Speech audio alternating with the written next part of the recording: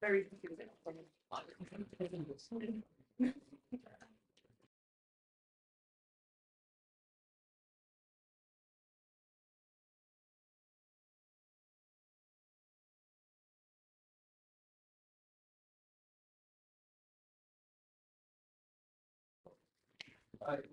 Just don't call me Dr. Dixon. Don't call me Dr. Dixon. I'm not a doctor. Oh, And like I was presenting to the at UFC to biomedical engineering, and they kept referring to me as Dr. Dixon. I was like, I'm not a doctor of any type. just by your first name? Yeah, of course.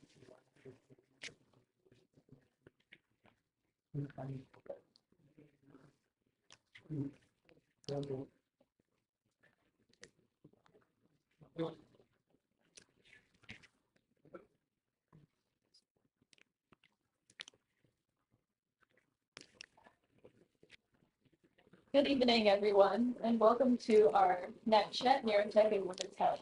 My name is Leanna, and I'll be talking a bit about the event today.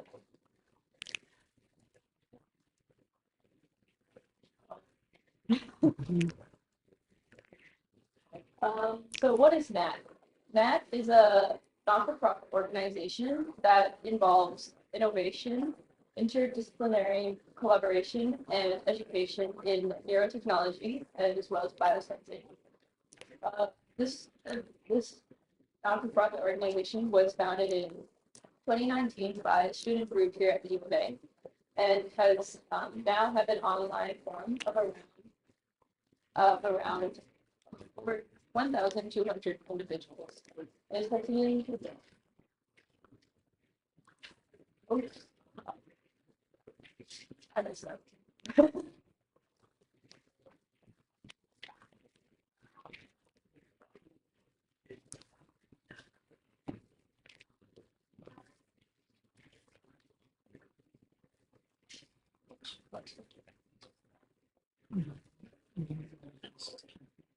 Sure. We also have 4 affiliated chapters, including Calgary, Lethbridge, and other areas as well. One thing is you can keep out for future events, including workshops, demo nights, and chats like this one. We also support project teams for international competitions around the world regarding neurotechnology. So today, after we'll introduce Claire, as well as the presentation, and after we'll have questionnaires regarding her field, and have a thank you note. After we will have refreshments.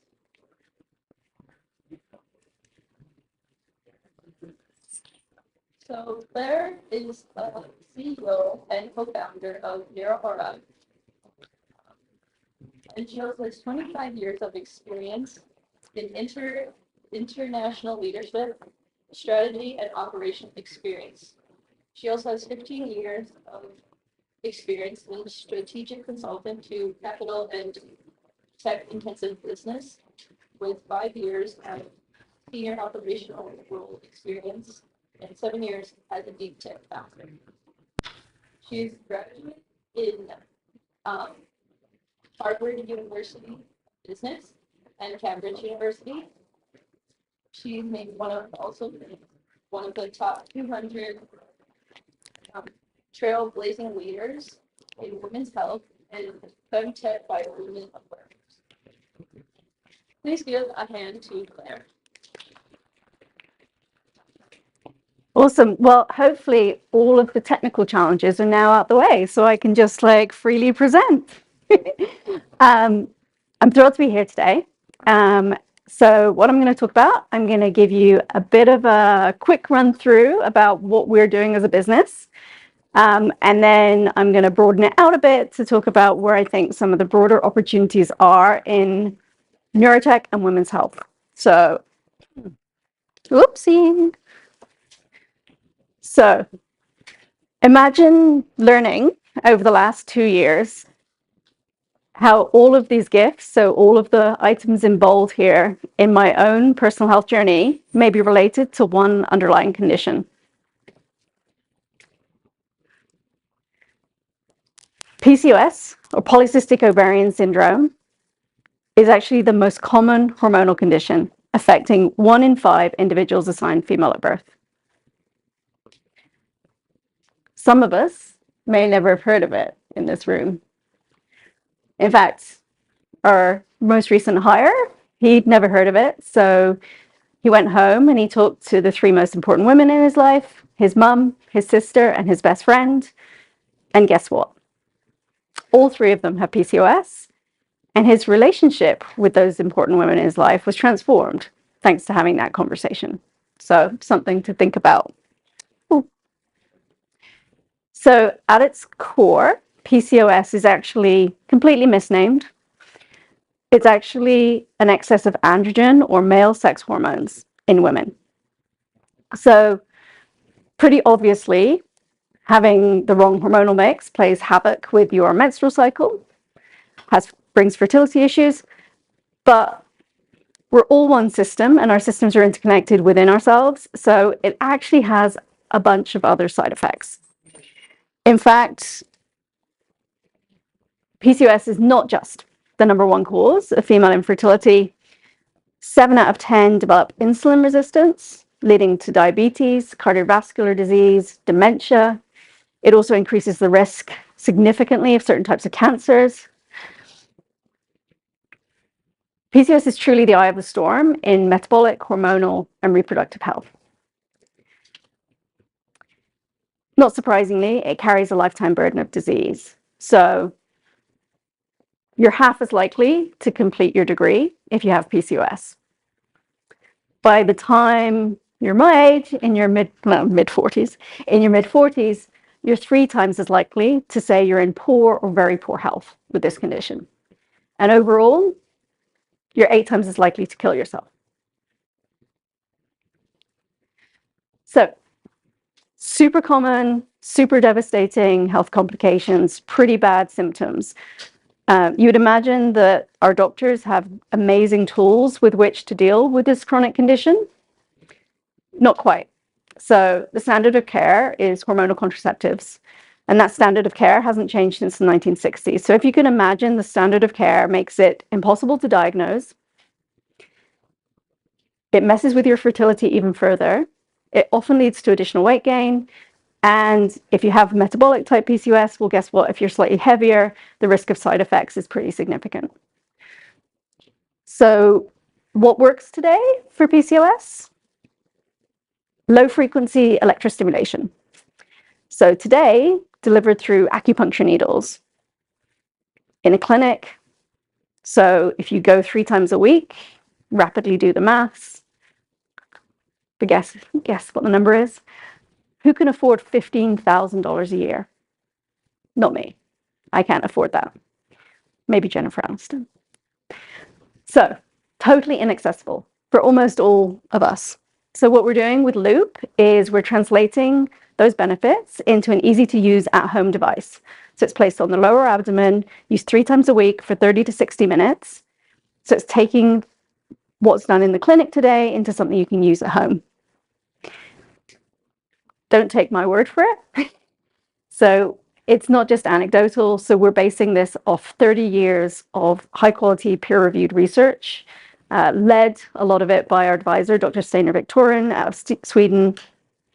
And she's shown that a specific stimulation protocol improves the menstrual reproductive symptoms. And specifically, once you start stimulating, within 5 minutes, you see circulating glucose come down. So very short term, you see an immediate reaction. So what's happening there is actually an increase in blood flow in the small vessels in the muscle that is attached to it at the local level. And this graph shows the results from our studies. So we took 2 women, we did repeated stimulation cycles over 2 or 3 weeks, and we were able to replicate that decrease in circulating glucose straight away. So what happens when you keep using this therapy? So over a period of about 16 weeks, so not long enough to be associated with weight loss, you see actually a shift in the baseline metabolism. So what's happening in people with PCOS, the pulse frequency, the activation of the GnRH, the gonadotrophin releasing hormone, that is hyperactivated. So it's higher pulse frequency. That in turn means the ratio of LH to FSH, luteinizing hormone to follicle stimulating hormone, is off, which means the ovaries are sent instructions and produce too much of those androgens.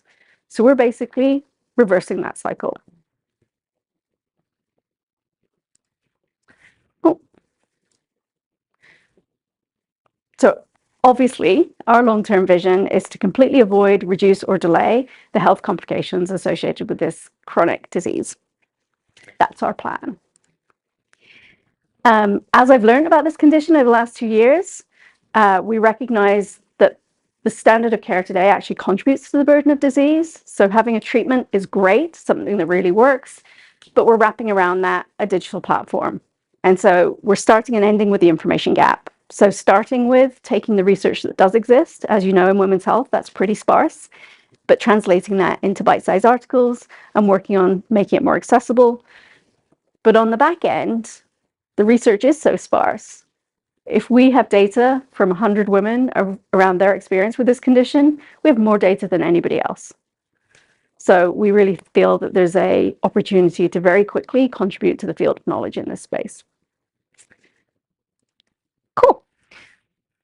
So in case we have any business students in here, we are going to make money. We're going over the counter. There's a 70% diagnostic gap at least in PCOS. Huge gaps in care. And so we're going over the counter, but we're really conscious about trying to make it accessible. So a starting cost of ownership of around $500 per year. Now, to put that in context, I've talked to women with PCOS who spend $1,000 or $2,000 a month just on facial treatments and specialist skincare because of one, like masking their acne, right? So women are spending huge amounts of money on this condition, but mostly today on masking their symptoms, not actually getting at the core of the condition. It takes a village. So in women's health, I referred to the research gap. There's also a huge funding gap. So how are we going to be successful in spite of that? We make friends. So working with other companies, other innovators who are also serving the needs of the same community. What does that do? It takes every dollar I will spend on marketing and it amplifies it. And it means it reaches the farthest corners of the globe, not just Alberta.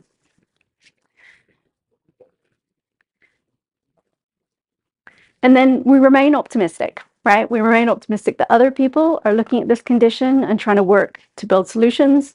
And so we see an opportunity to partner with pharma. One of our anchor distribution partners, actually, that we're having discussions with, is a leading pharmaceutical company in Mexico, believe it or not. They introduced a PCOS drug about 18 months ago, and it's one of their fastest growing product lines. So they're really interested in learning more about this community. Oops. Oh, goodness. Come on.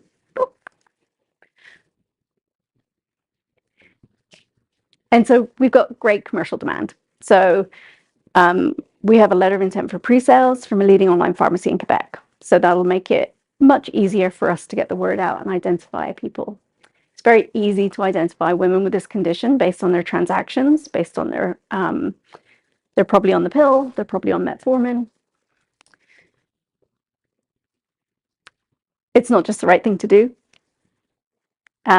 The commercial opportunities in women's health are outsized because there are such huge gaps in care.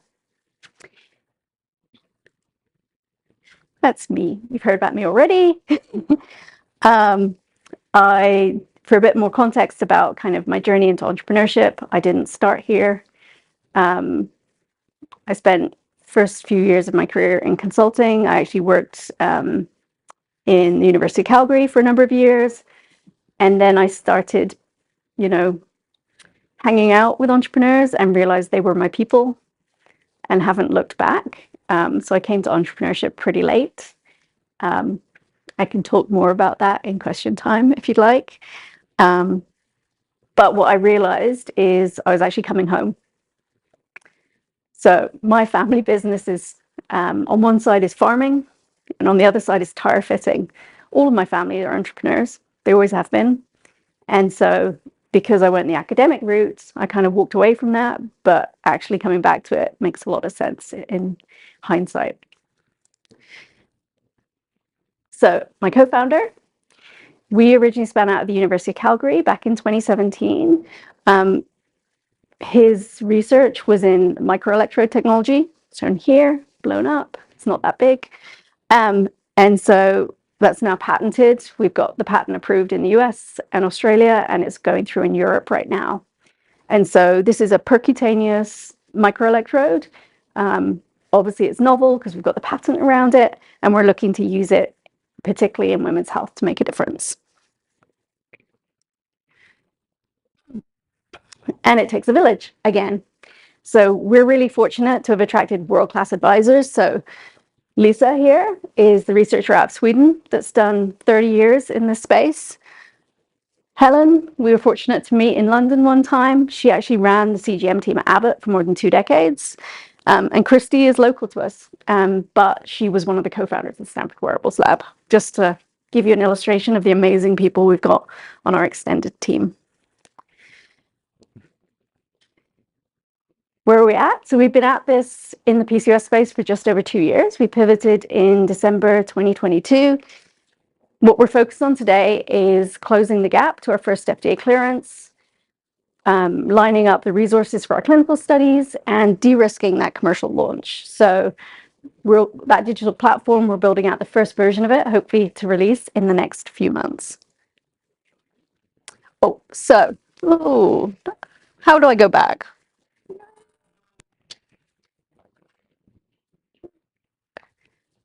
It's like okay.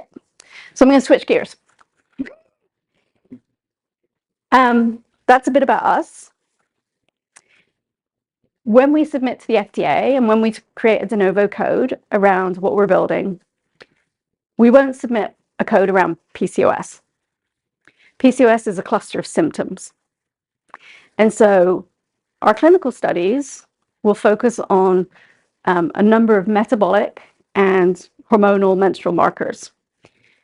And so our claims to the regulator will focus on those. And so one of those areas is obviously insulin resistance, which in itself isn't a metabolic marker. You have to look for other things. And so the way we think about it is in terms of a platform. So obviously, if you're actually treating insulin resistance, it has applications for other conditions other than PCOS. So conditions that are, on the whole, better diagnosed. So prediabetes, diabetes, gestational diabetes. So we're obviously looking ahead to what else could we do? But there's lots of solutions for diabetes, right? Whereas if you look at hormonal regulation, which is kind of that other set of claims, then maybe there aren't quite so many great solutions out there. So things like precocious puberty. So girls going through puberty at 6, 7 and dealing with all of that, I can't even imagine it. Perimenopause, which I can imagine. And PMDD, which I think we're only just starting to see kind of people coming out and talking about.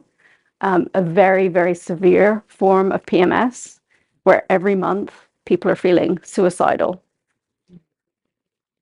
because their hormones are taking them on a ride.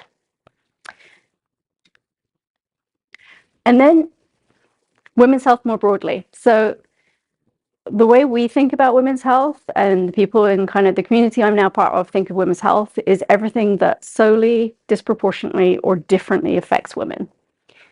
And if you sit with that for a second, you'll realize that's pretty much everything. But if we talk about solely at first, right? So we've got a team right now looking at the application of neuromod for endometriosis.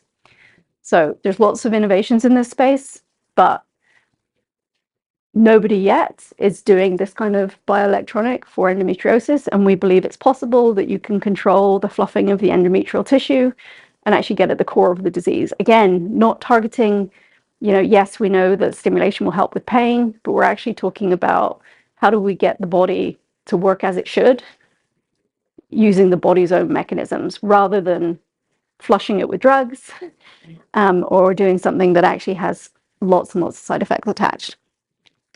Similarly, endometrial hyperplasia, which is one of the things that also happens with PCOS.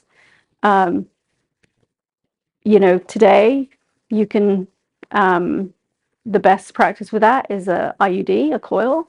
Not everybody wants that for good reason. And then postpartum depression, right? So again, a very severe mental health issue that is very poorly dealt with today. So differently, I don't know, anybody know how much has been spent on male sexual dysfunction research? Many, many billions. How much, what proportion do we think has been spent on sexual dysfunction research?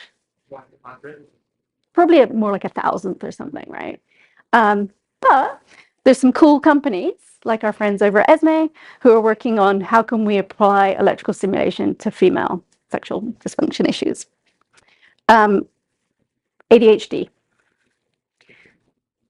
Like ADHD is a classic one where, yes, there's drugs, but guess who they tested the drugs on? Not us. So another area of potential. And, we like to draw comparisons between what we're doing in urinary incontinence. I hate to tell you this, 50% of women struggle with urinary incontinence. You're all mostly young in this room. Bad news, it's coming. So if you have a baby or something else or surgery, a lot of us struggle with this. So it's a huge issue. It's a huge issue to dignity and self-worth, the same as something like PCOS can be. And then there's the things that disproportionately impact women. So migraine, for example, by the way, PCOS, you have 1.5 times as much likelihood of having migraines as you do if you don't have it. Great. It's the gift that keeps on giving.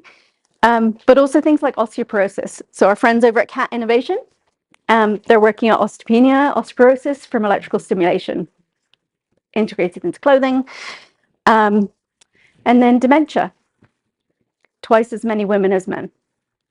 And so they're starting to see how the drop off of estrogens during menopause is really a life sentence that's taking down many more women into the path. And again, who is the research based on?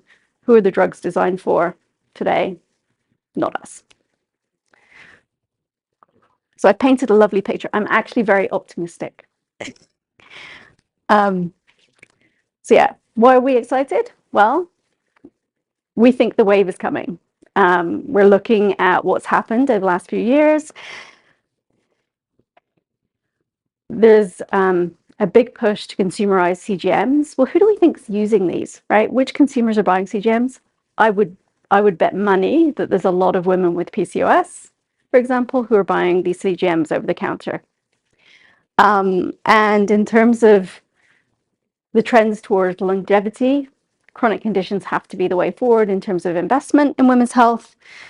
And we increasingly are deciding that we don't want artificial hormones in our bodies for good reason.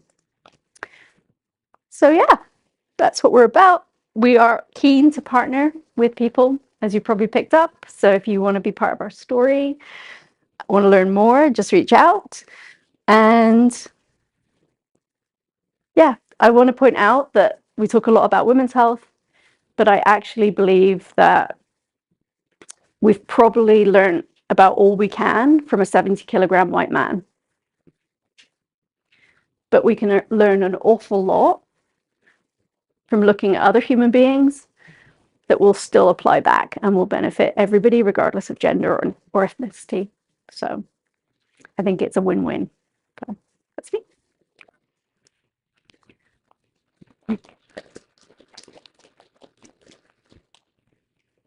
We're a very small group, so questions? Yeah. Have you tried looking into going to at least starting with private practitioners and private clinics and like incentivizing them just a bit to use your products? So in turn, it also creates more awareness about the product itself, but also PCOS and a lot more affiliated symptoms with it. Yeah, so we have a big awareness gap, and that unfortunately the clinical community is part of that. There's a couple of reasons. One is your general practitioner training, you have less than an hour of training on PCOS. So it's a very limited perspective. And then PCOS does not fit with any one clinical discipline. So unlike endometriosis, which would be gynecological, PCOS is spread across dermatology, pelvic pain, endocrinology, gynecology, obstetrics, right? No, it's like, who wants it? So we've actually really struggled with clinician buy-in, even finding a PI for our studies. Where we think we'll get the right response is, and that's why the online pharmacies are so on board with what we're doing, to be honest, because that's where women end up. They don't get the answers from their doctor and they end up at the pharmacy and go, I've got this mix of symptoms, what do I do? But the places where we think we'll get traction on the clinical side are multidisciplinary clinics in obesity, probably pediatrics, because pediatrics have to think about the whole person typically. So they get it a bit more. Holistic women's health clinics, often you see fertility clinics have partner holistic clinics, they refer people across. And then nurse practitioners who are diabetes educators. So that's where we think we'll interface with the system. The more acute care setting just doesn't have the right kind of place for us to plug into.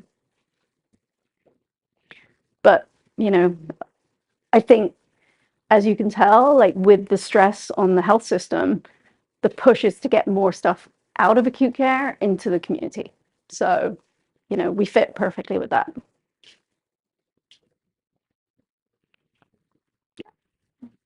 Thank you for the presentation. It's very good. And this is a new field for me. So, if I understand that correctly, you already have a well-developed product, right? It's not just a prototype. It's still a prototype. We're about 6 months away from our first FDA clearance. So, The product, the photo. yeah. Well, we have a great designer. Yeah. Yeah, so we've got Farhan's worked on the design, and then we've got a team that's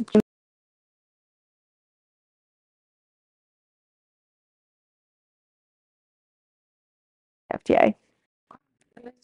So we will start the fundraising and also trying to find a PI and also continue with the PCB design at the same time. Yeah, so we're kicking off our pilot clinical study. So the pilot will tell us how many people to put into the full-scale study. We're going to use off-the-shelf equipment. So we're starting that like at the end of this month, like the planning for it. Then separately, in parallel, we'll kind of close that gap to first clearance. And then we're developing the app.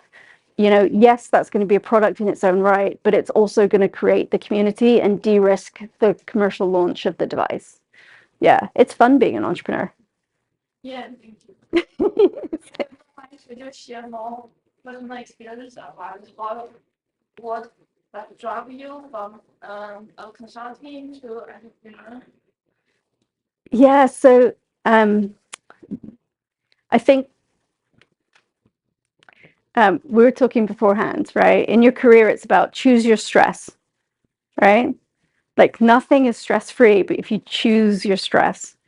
And so for me, what I learned about, you know, I'm neurodivergent, you probably picked that up.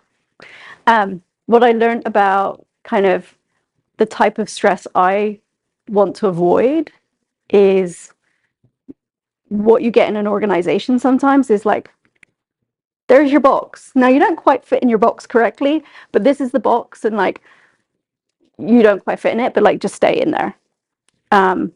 Which, you know, I'm no good at politics. I'm very mission driven. I just want to like do a good job, and like make a difference, right? And that means learning as quickly as I can. That means not having not being attached to my ideas when somebody comes along with better ideas, kind of letting them run with it. Like that's the kind of energy I thrive off. I have an unhealthy appetite to risk, right? It's very risky being an entrepreneur. Whereas other people, they like the feeling of predictability, security, you know, a paycheck coming in every month, and they know what they're doing every day. Whereas I quite like the fact that I know next week I'll have to learn something that I have no idea how to do today. I like that. Other people might go, ooh, right? Yeah. So, yeah. Yeah.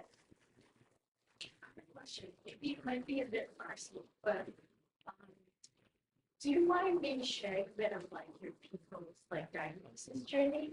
Just because like for me, like I had a diagnosis last year, but it was like, oh, the doctor's like saying like, oh, you can have these, but you know, you kind of fit some of the criteria, but not like, but then there's like things that you can follow up with, but then you won't follow up. It was kind of, it was very muddy to the point that I'm like, well, I don't know if I should tell my mom I have PCOS or I don't.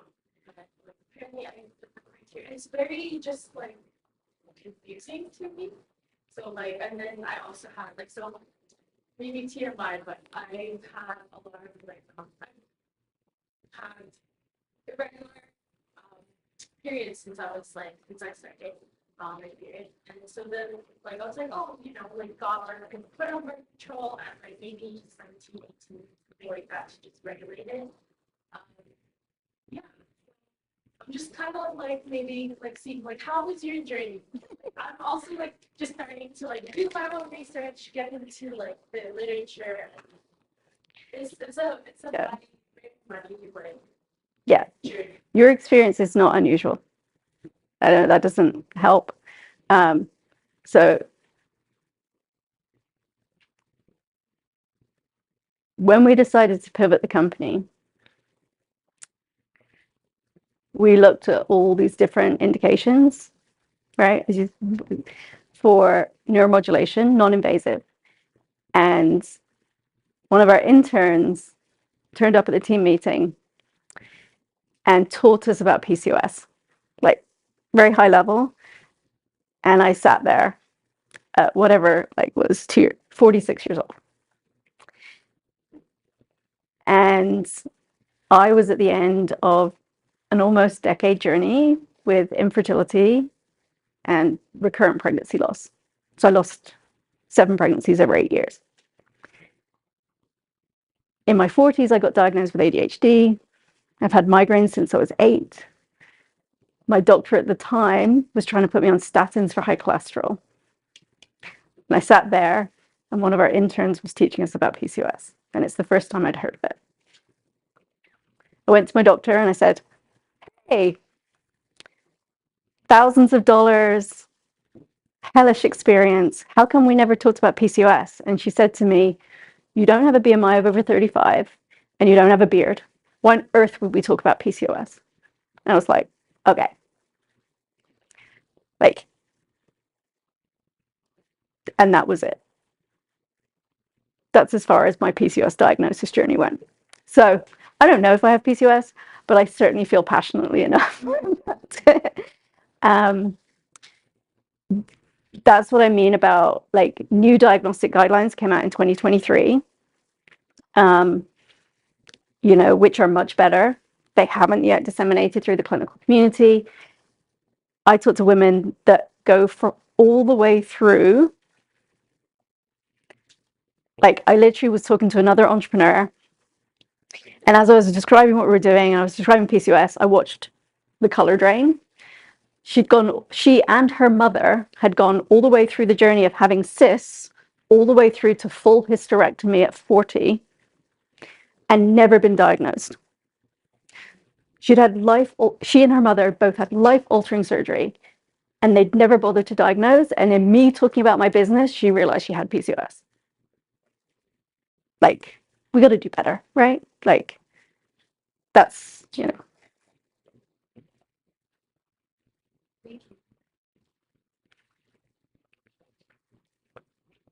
sorry, I know it's a bit sad, but this is how you find your passion, right? Sometimes your passion is not, and where you end up is not happy, good news stories. It's like, it's making meaning of the stuff that comes up in your life. But like, for me, that's been like, honestly, incredible journey, right? To go from pretty sad to like, actually doing something I love and I really care about.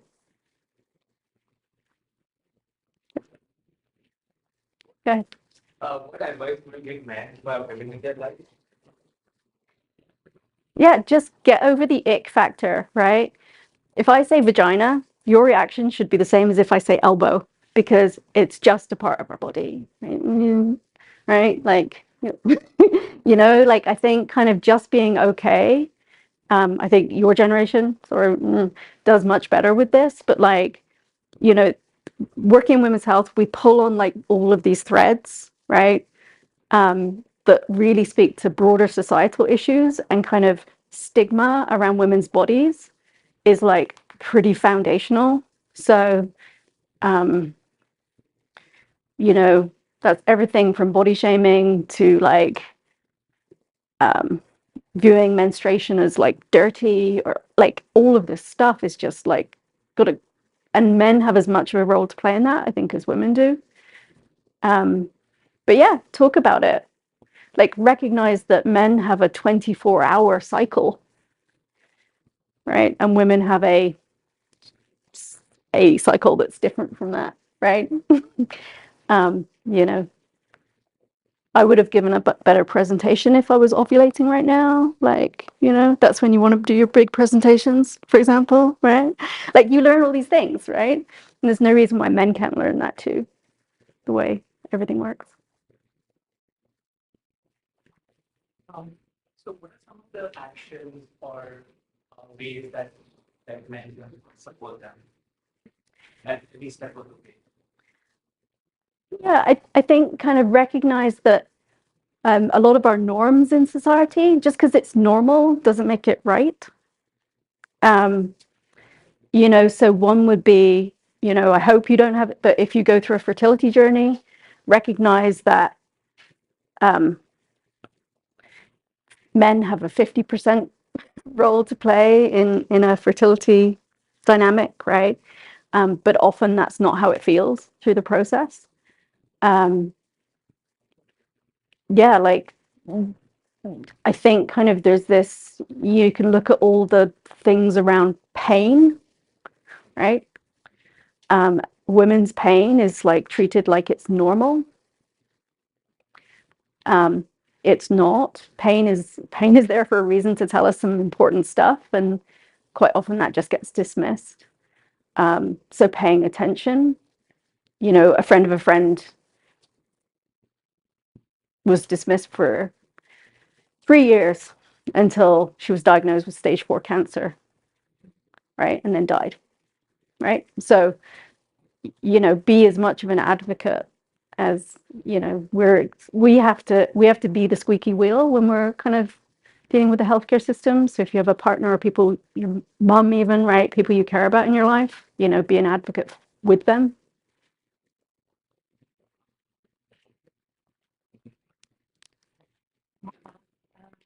On the device, what happens to the next step, which happened to if you were to utilize the device in a normal health condition, do you think it may decrease their risk of potentially the adverse side effects of the device? Yeah, so it's an interesting one because, yeah, obviously I mentioned I've got high cholesterol, but like my BMI is nearly normal, nearly, right? So yeah, I'll definitely be using it, right? Because I think it probably will have that effect. You know, the effect of like what I think is particularly important is like if you're stressed, you gain weight, right? Like even if you don't eat more, right? Your body kind of shuts down, right? So in PCOS, it's just an adaptation that's actually you do that better, right? So because the HPO axis that I talked about, guess what its sister is? The HPA axis, the adrenal cortisol, right? So you got those two things that are like this. And so maybe it works on everybody. That's my question. Situation, like if I don't do Yeah. this regularly from earlier age, could I potentially decrease my risk later in life or something? But Yeah. And remember, like 2/3 of people have metabolic PCOS, but the rest have androgen excess. So it's having other adverse effects on their body, even if it isn't leading to that metabolic dysfunction. You're probably seeing other things going on in terms of those long-term health risks. So yeah, definitely. It's just as a startup, we'll focus our clinical studies on, a certain predetermined group to see the most significant effect. But yes, we will expect to see benefits for more. sorry. Yes. How do you, how are you looking to um, manage your trial here? What is the process like? Yeah, so well, we've struggled with clinical support, right? We've struggled to find PIs, right, who are active in this space. So we're talking to CROs, like contract research organizations, that will because you want the study at arm's length, right, from the company, because obviously we have a conflict of interest. We want it to be successful. So the CRO is kind of the hands-off, although we're paying them. Don't ask me how that works. So the CROs we're talking to are confident they can find PIs. They have pre-existing networks. We'll see. But I just tasked Reg chosen with finding PIs too. So like we're just trying to find that network anyway, because we think it'll be critical for eventual kind of widespread uptake, just to have the clinical support. But yeah, short term, we're using the CROs because they already have the networks. But it's tricky. It's tricky because like it's there's a lot of an incumbency problem here. So, in academic research and clinical research, funding goes to stuff which scores well, which is stuff that's building on a pre-existing body of knowledge. So in areas like PCOS, the pre-existing body of knowledge is really, really small. And so how do you score well to secure the funding? And so therefore, less academics, less clinicians go into research, and the wheel just keeps going. And so that's why it takes, that's why strategics can't look at this type of opportunity, because they want to see 20 studies by 5 different PIs that they can then rely back on. But it's why entrepreneurial companies like ours can take more risks and hopefully fill that gap. Would you like to ask my designer any questions?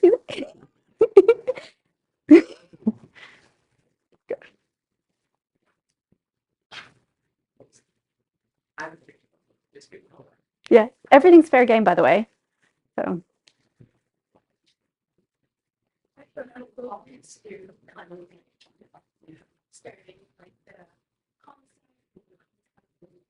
All the way to like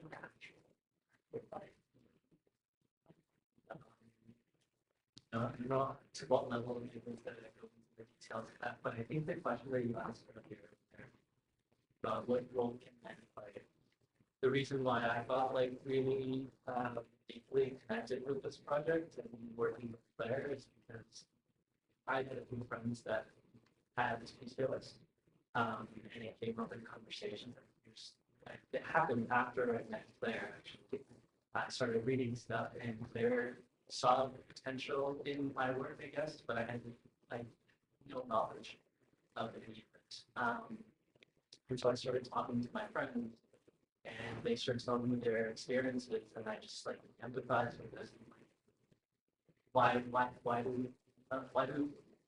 why is this knowledge not, why do we not know this? And then my mom asked me what I was working on. I don't live with my mom still. My mom's in a different country. I hadn't seen her close to 5 years, and so I talked to her what I was working on, and she told me that she experienced all of these like 2 months of her life during surgery involved, and I started like dots, like everything I observed, she went through when I was growing up, and that just like that was the whole like oh, I was like, yeah, like it's so, I guess the way design contributes to this is we're constantly trying to think from your user's perspective. So talking to people is really, really important.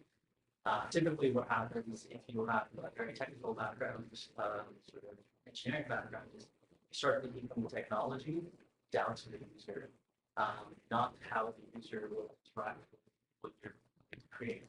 Whereas from a design perspective, it's like you start talking to people, try to frame the problem in an interesting way, or the way that matters, and then work it out. So like little things like even like where, like what the size of the object is, how it's shaped, and what consequences does that have? How do the buttons work and all of these? So these are like the general things, but then you go to the bigger picture of like what is the entire experience of the device, the person using it, the app that goes with it, how do they approach, keeping track of their so on. So it's like it's been really interesting, also challenging to think in different ways, but it's always great to talk to people that have experience.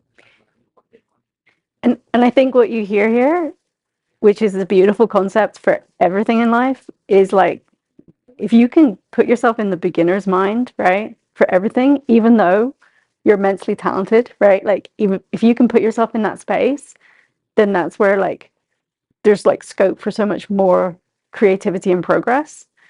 I think kind of academics has a lot to blame on like constraining like our thinking in some ways, right? It gives us a toolkit, but then it tells us how to use it. Whereas like if you can actually go, for every new problem, perhaps there's a completely new way of looking at it, right?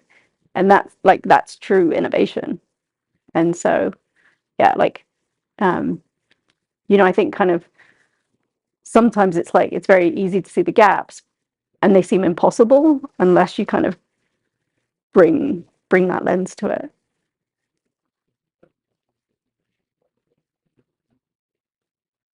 Even from like a business perspective too, like usually this happens when I talk to my engineering friends or engineering friends, it's they're also working in startups and other places. It's like you deploy a solution and you figure out why are people not using it? It's like why are they not getting the way you thought it would work? But that's because you didn't connect with them. That's because you don't have data to support what they want. So there's tons of features like that on your phones too that you never come across, you never use, but might change your life. So it's like how do you have so, Yeah. I'll make a plug. So we have like a business advisory board. We have a clinical and scientific advisory board. We also have intentionally got an end user advisory board. And so we're like keep adding to that with people who have lived experience. And so that, when somebody accidentally makes the device pink, I then go back and say, okay, it's not actually my decision. Like, come up with like 3 color schemes and we'll send it out to the end user advisory board. So it's not me, like it's not you, right? Like we're actually getting a group of people who are the ones who we hope are going to buy this eventually and use it. They should tell us, right? Like, and doing that now, I think is kind of like going to make it a lot better when we have something to actually sell and push out. So. I wasn't here very, like, from the beginning, sorry to be late, but I was just gonna ask you, if this is a patent pending, or have you got this out already? Yeah, so the patent is on our microelectrode technology, and so that was developed at Hotchkiss. So span that out. Originally, our company was focused on like reading electrical signals from your brain. So we like completely pivoted to 2.5 years ago, but the patent's on that.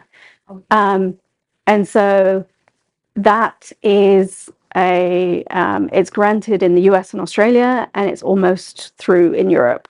Canada's a bit slow, but it's going through. But the like we see kind of the base stimulation protocol is public because it's in all those published reports. So, you know, anybody can go and find that, right? Like the stimulation protocol. But what we anticipate is that the treatment protocol, so the specific stimulation and frequency, duration, etc., we anticipate that we'll come up with different ones for different PCOS phenotypes. So as we learn about people and what they respond to, we anticipate there being some kind of work we can do to come up with some IP around that. And then because we have the core patent, which is a hardware patent, we can file application patents off that core, right? So nobody else, unless we license, can file a patent about the use of our electrodes into PCOS or anything else. But we can, so we can create a bit more of a portfolio, and that also extends the life, right, of that IP. Just to add on to those, to my questions earlier, with regards to like the gadget and everything that to be used, normally there is a lifespan or warranty kind of thing. And this is something that the company would also consider, right? Yeah, so our target useful life for the electronics for the device will be 3 years. We're using off-the-shelf electrodes to start with that can be reused. Our electrodes are percutaneous, so the little tiny needles, they do penetrate the skin, so they'll be single use. And so we're thinking about the economics, right, of that. Eventually, we'll move to like a weekly disposable version, so more like a CGM business model, but that can't be for PCOS because of the diagnostic gap, right? So we're kind of doing it in stages to get to that point, unfortunately. Yeah. Awesome. I don't know what time it is.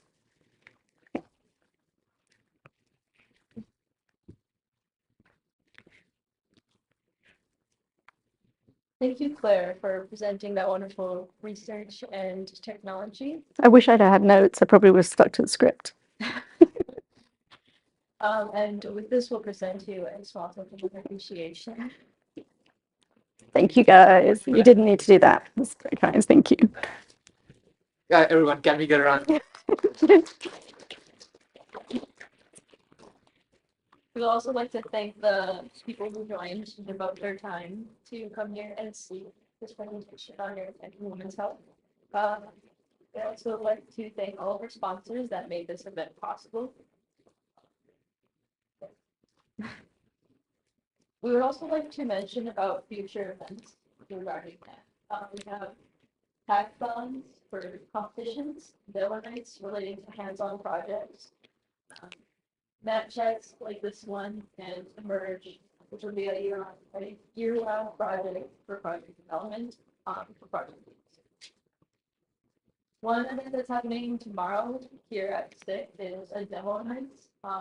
It's regarding neurotechnology on integrating fabrics with art and biosensors. So if you're interested, please sign up on Luma.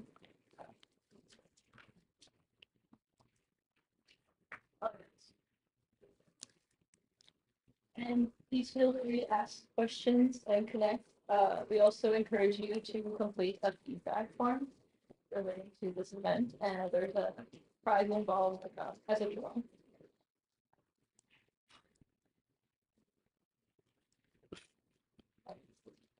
And yeah, we also like to see you at future events. And now you guys can have refreshments that we have set up on this side. Thank you for listening.